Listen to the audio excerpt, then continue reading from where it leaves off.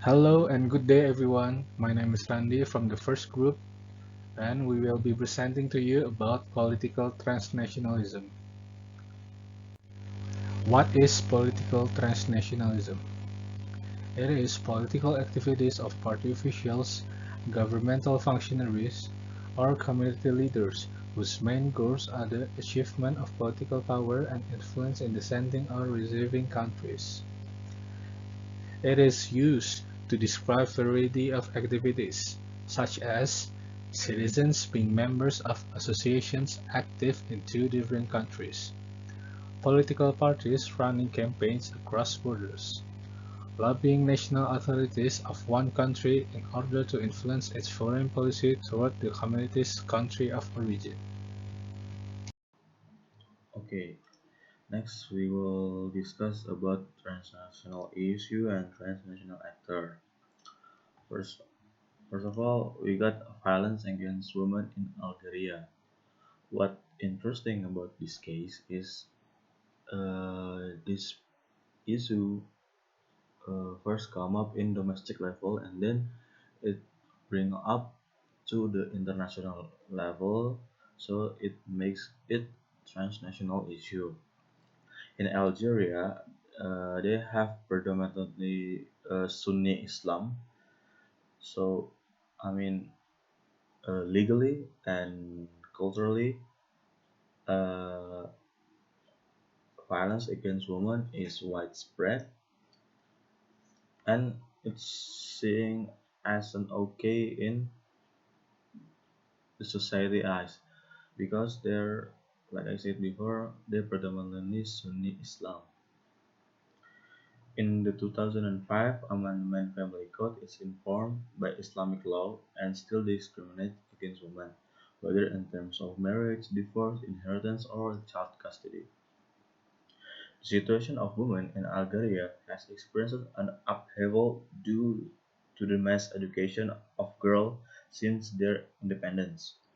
Women went from domestic seclusion to occupying a huge presence in the public space. The emerge of a woman has finally led to domestic violence being denounced, but this doesn't happen without resistance. Dress code and segregation, derived from tradition and revived in the 90s under the fundamentalist leadership, are slowly dissolving but remain alive outside of big cities. Disparities exist between women in Algeria, and violence is amplified by economic and social factors specific to environment which they live. In remote area, women have less access to education, health and employment than in urban centers. Because of lack of infrastructure and resource in the poorer regions, girls will be taken out of school because there's no money in short for their family to provide for the education of their children. But on the other hand, boy will be kept in school to continue his studies. There is also an issue of racial discrimination against Algerians from the south and their marginalization in the job market due to the color of the skin. And access to public spaces is also limited for a Berber speaker, who only makes up about 20% of the Algerian population and whose language is not recognized as an official language by the state. Sub-Saharan migrants encountered even more violence, especially women who are verbally abused, extorted, assaulted, and sometimes being raped.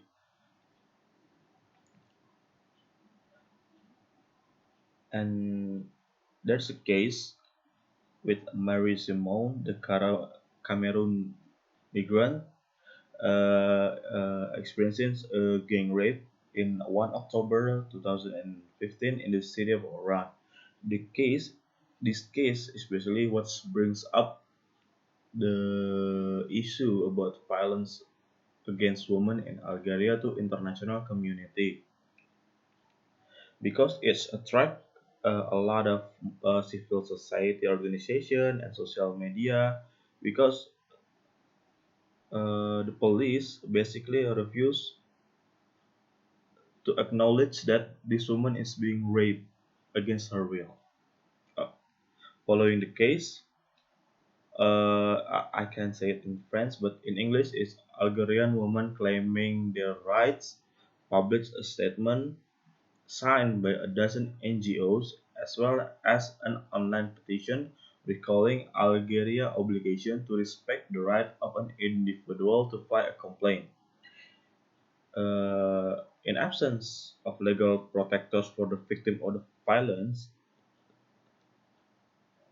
the group called Stop Violence, Right for Women Now, formed in 2010.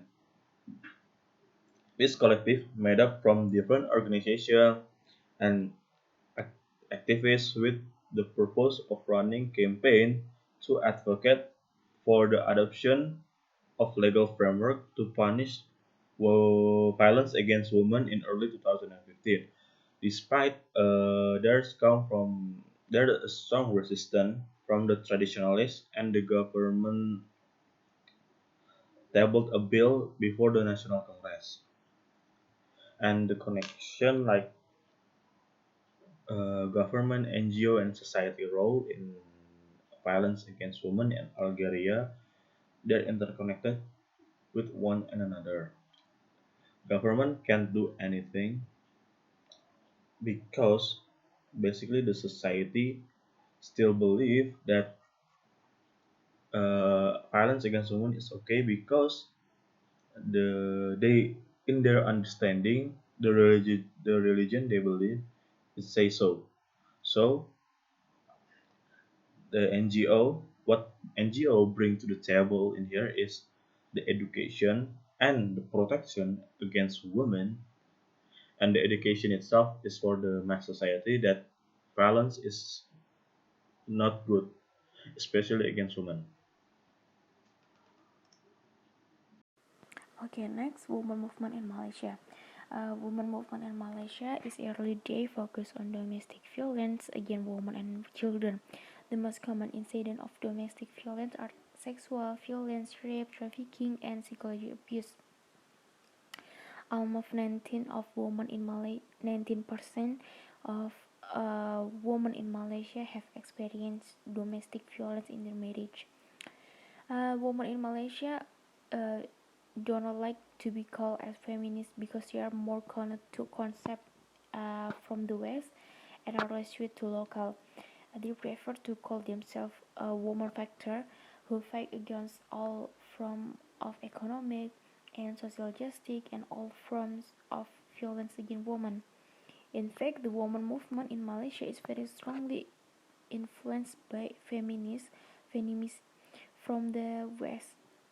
Their movements are mostly only supported by elite and middle class and above who are highly educated. The main issues discussed are regarding issues of social justice, equality, human rights, women's rights, liberalization of women, and various approaches that center on the interests and views that favor and defend women. The difference between the struggle of women in Malaysia and Western countries is mm, that women in Malaysia not struggle to get their right to vote. Their right was granted under the constitution when Malaysia gained independence from Britain in 1957. Women participation began when they fought together with men against the colonial regime in Malaysia. Acquired at the time wherein the content of the struggle to achieve state independence, not as a gender issue.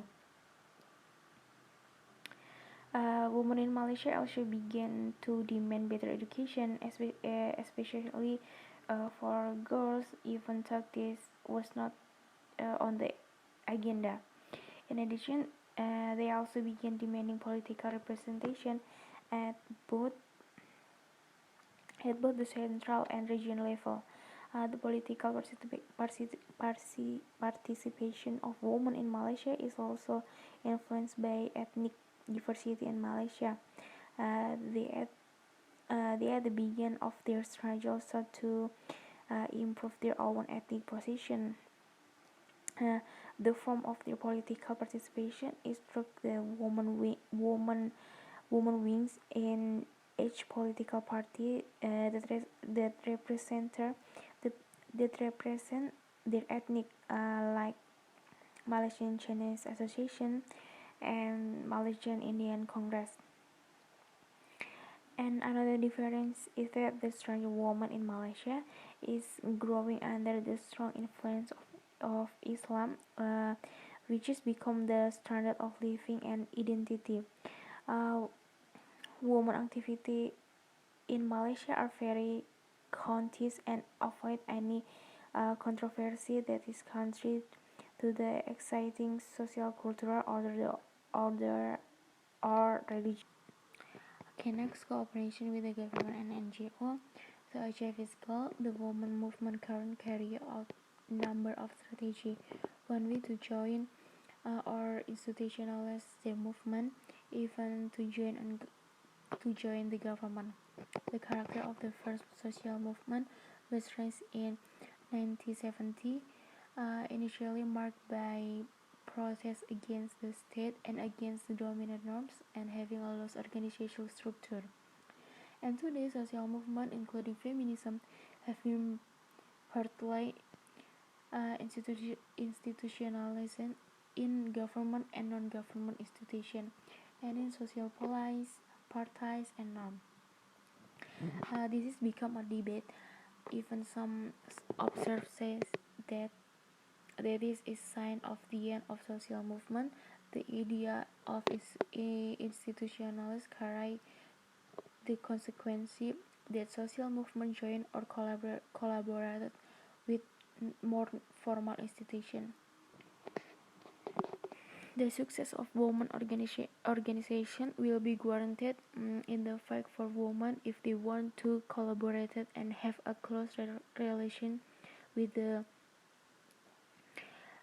bureaucracy to guarantee the social of women's struggle. This model is known as the and we call femocrat, which is the name given to feminists who are appointed the seat or have a position in the bureaucracy, with a special task to produce better policies regarding women. The success of women movement in Malaysia, for example, can be seen from the formation of the Ministry of Women and Development. Now I want to explain the Chile Revolution during the Pinochet regime. This is considered as a transnational movement, a transnational issue because it changed the internal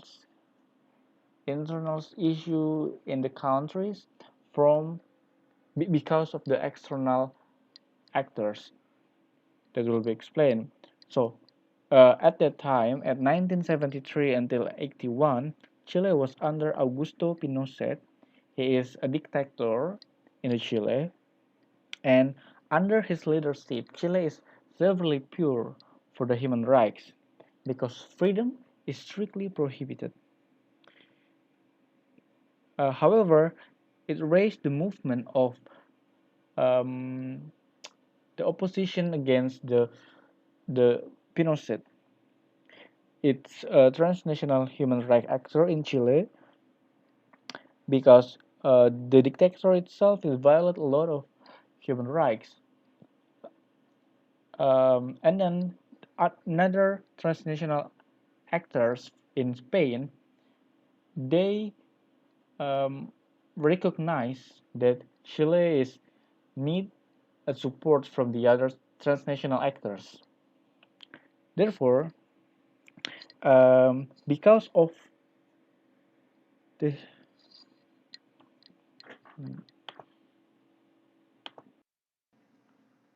and from what I mentioned before, that the Spanish national actor give support Their response from the Chile transnational human rights actor that it's resulted to arrest the Pinochet in UK under the Convention Against Torture. And because of that, eventually the revolution happens in Chile. The government change, the policy change, and in internal and decision making process in Chile is everything changed. And that's why this issue is considered as the transnational issue. Anti-apartheid in South Africa. Apartheid appeared in early 1948 when African National Party won the general election under the slogan "Apartheid", which translates to "apartness". The NP believes in white superiority. Their goal was to segregate other races, especially the black people. They monopolize the government and economy. They do propaganda on white superiority. They also develop law and economic system backed by military and police to further segregate other races other than white people. African National Congress spearheaded anti-apartheid movement along with support from Pan-Africanist Congress and other parties. In 1960, a peaceful demonstration in Sharpeville turned bloody when the police fires upon the demonstrators. 180 people wounded and 69 people died. In 1963, one of the ANC leaders, Nelson Mandela, was imprisoned. His imprisonment drew international attention and garnered support for the anti-apartheid cause in South Africa. After a brief explanation of history of apartheid in South Africa, next I will explain the profile and what issue they bring up in the case of apartheid in South Africa. First of all, I will tell you about the relation between South African state and the NGO itself. At all level, the relation between South African state and the NGO sector have been changed throughout the years. Prior to the 80s, the political and legal system was only supportive of NGO that dedicated serving their benefit to the white community. In contrast, NGO that critical of apartheid, which in that time there was only a handful of it, were subjected to continuous harassment and banning. This political environment was transformed with the liberalization of the South African policy and economy in early 80s. The newly liberalized political environment and the influx of funds, especially from Scandinavian countries, the European Union, and United States, encouraged the proliferation of anti-apartheid NGO during the 80s. What's interesting about it, South African situation under apartheid was that foreign funding was channeled directly to the NGO rather than being channeled to the government. The result was a massive growth in NGO sector by the 1990s. It was estimated there were some 5,000-ish NGO pursuing the developmental work in the country. Most NGO emerged being created and run by professionals, people who align to the anti-apartheid cause and only concerned about giving assistance and support to the struggle. Such organizations constitute self-mobilized and heavily interlocked network that undertook number of roles, but which, broadly speaking, can be divided into the two distinct groups. First, there were such as the Urban Foundation, Black Slash, South African Institute of Race Relations, and the what is called Institute for Democratic Alternative for South African that conceive of themselves as liberal-oriented organization and positioning themselves somewhere between ideological extremists and African nationalism. Second, there were NGOs such as National Education Crisis Committee, Legal Resource Center, Transvaal Rural Action Committee, Trade Union Research Project, and that more openly associated themselves with African National Congress and Service Mass-Based People Organization of the National Liberation Movement. That NGO worked to weaken and undermine national party rules. They made up the core, an emerging non-partial democratic society independent of and set against the apartheid state. Collectively, NGO provided non-racial social service delivery function for the disenfranchised, offering kind of shadows welfare system in the support of the mass-based movement and the poor. During the 80s, under the apartheid, the relationship between anti-apartheid NGO network and the South Africa state can be described as having been antagonistic and adversarial. This operated on two levels. First, the administrative and legal environment, including the tax laws, were hostile to the corporate sponsorship for the NGO sector as a whole. This prevented the development of philanthropic and corporate social investment tradition in South Africa. Second, the political and security environment was hostile to the operation of NGO, although the National Party Liberation Program facilitated the emergence of anti-apartheid NGO. It did allow them to operate without any quote unquote restriction. Almost all anti-apartheid NGOs experienced some degree of confrontation within the state during the 80s era. The conflictual relationship between anti-apartheid NGO and the state was transformed with the transition to democracy in South Africa.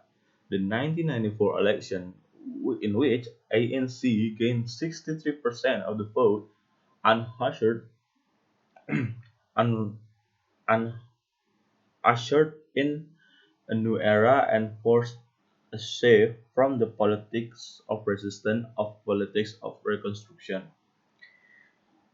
NGO and state institutions now were seen as a partner in the national project, the Reconstruction and Development Program, or in short RDP, to readdress society in which it's estimated around 17 to 90 million black people are living below poverty line. What interesting is between the transition, the resource that NGO have been carried into the transition process is divided into the main ways. First, many NGO have been absorbed or fused with the institution of the new state, and then the important policy position like key personnel and much funding have been moved to the state, which indicate NGO now believing that the state can handle this matter.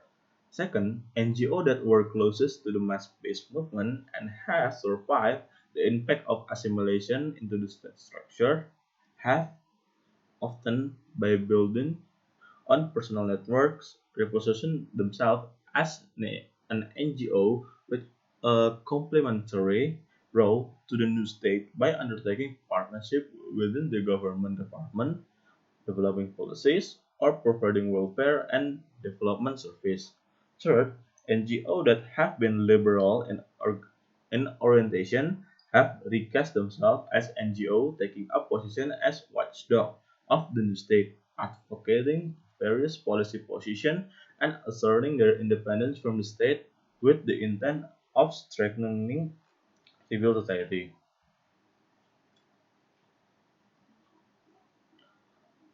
Okay, next. Trudeka?